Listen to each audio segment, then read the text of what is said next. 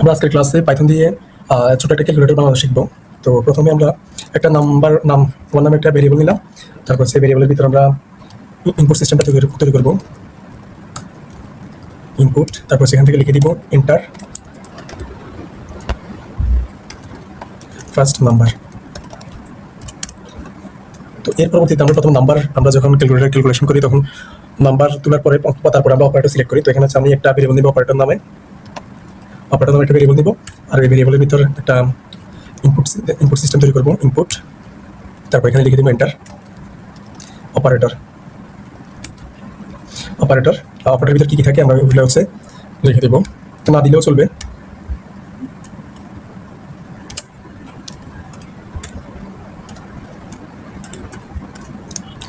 তারপরে ইনপুট, তারপর একটা ভেরিয়েবল নিব যাতে দ্বিতীয় নাম্বারটা হচ্ছে ইনপুট করতে পারে।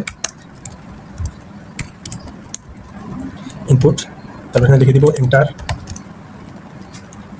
Second number.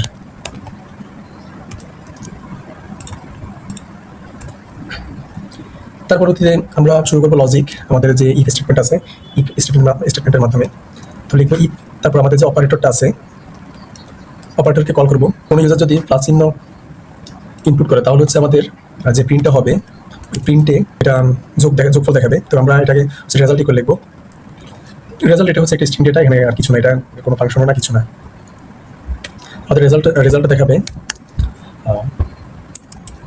Number 1 plus number 2 এর যোগফল। তো এরপরে আমরা লিখবো এলিফ, যদি হয় অপারেটর ইকুয়াল, তারপরে মাইনাসটা দিয়ে দিব, মাইনাস, তারপর হচ্ছে কোলন, তারপর সেখানে লিখবো প্রিন্ট রেজাল্ট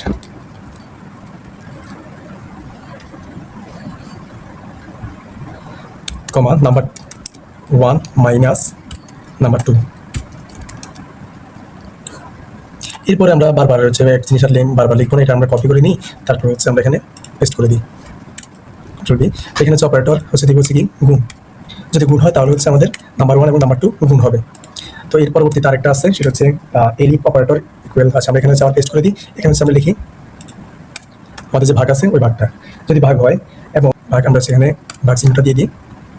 তারপরে যদি আমাদের এগুলো তাহলে হচ্ছে এলস, যদি কোনো কিছু ইনপুট না করি তখন এটা প্রিন্ট দেখাবে ইরর।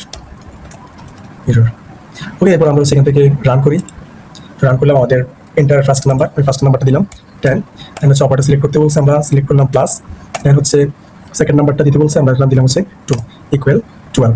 সেম আমরা এখান থেকে যদি আবার করি, ফার্স্ট নাম্বারটা দিলাম 4, এরপর হচ্ছে মাইনাস দিলাম, দেন হচ্ছে 3 দিলাম, তারপর আমাদের টোটালটা দেখা যাচ্ছে 1।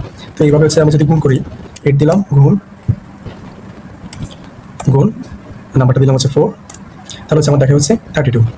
এবার আমি যদি দিই 12, তারপর হচ্ছে আমাদের ভাগ করবো, তারপর হচ্ছে 3 এবং 4.0। আচ্ছা, তো এতটুকু ছিল আমাদের আজকের ক্লাস। ধন্যবাদ সবাইকে।